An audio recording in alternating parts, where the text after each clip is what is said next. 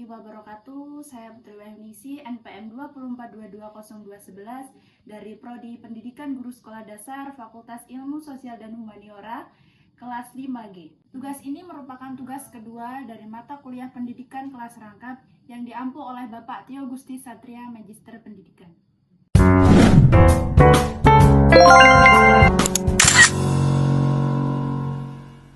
Ada beberapa model pembelajaran di dalam kelas rangkap, yaitu yang pertama model 221.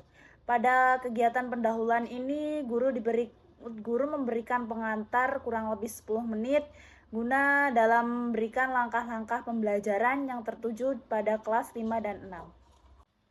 Dan pada bagian inti kurang lebih 60 menit, guru memberikan kemantapan dan bimbingan guna keterampilan dasar yang sesuai pada siswa. Dan pada kegiatan penutup kurang lebih 10 menit, guru memberikan komentar dan berupa tugas untuk pertemuan selanjutnya. Pada model 222 dan 333, kurang lebih penjelasannya sama seperti dengan model 221. Yang selanjutnya yaitu prinsip didaktik, metodik, dan prosedur dasar. Dalam metode didaktik ini dari bahasa Yunani yaitu berarti mengajar. Mengajar adalah salah satu metode pembelajaran yang mengikuti pendekatan ilmiah gaya pendidikan yang konsisten untuk berhubungan dengan pikiran peserta didik. Didaktik ini adalah merupakan teori pembelajaran yang cukup luas dalam bentuk penerapan pembelajaran dari belajar yang berbeda-beda. Nah, sebagai ilmu belajar, didaktik ini hanya menunjuk pada ilmu pembelajaran. Dengan menggunakan konsep didaktik ini, menjurus tentang pengetahuan, keterampilan, dan sikap yang diajarkan guru kepada siswa.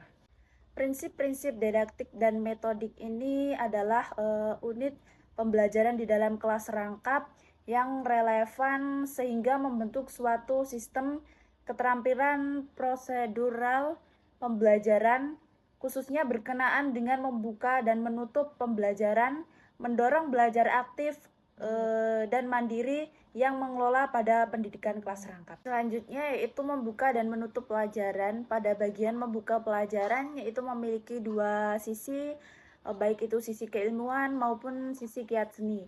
Pada bagian sisi kiat seni, guru menciptakan interaksi belajar mengajar yang berhasil, menarik, dan menyenangkan bagi siswa.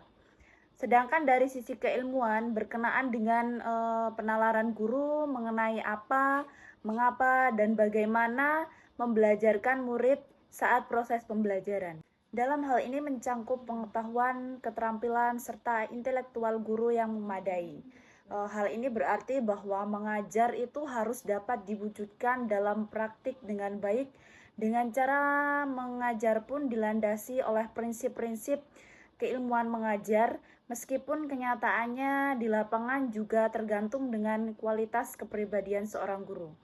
Dalam membuka pelajaran ada 4 hal pokok yang harus dilakukan oleh guru, yaitu yang pertama, menarik perhatian siswa.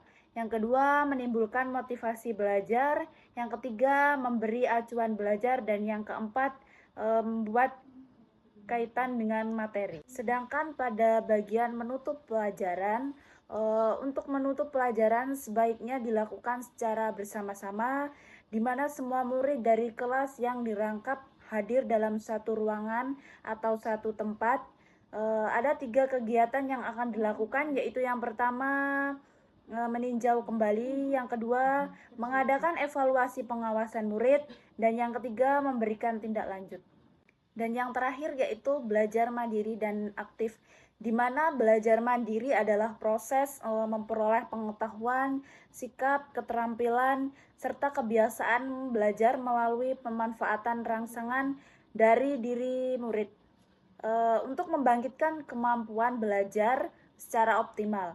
Untuk dapat menumbuhkan proses belajar mandiri perlu diciptakan iklim belajar yang baik yang ditandai oleh adanya suasana hangat, menarik, dan menyenangkan. Mungkin hanya itu yang dapat saya sampaikan mengenai materi pengelolaan dan pembelajaran kelas rangkap.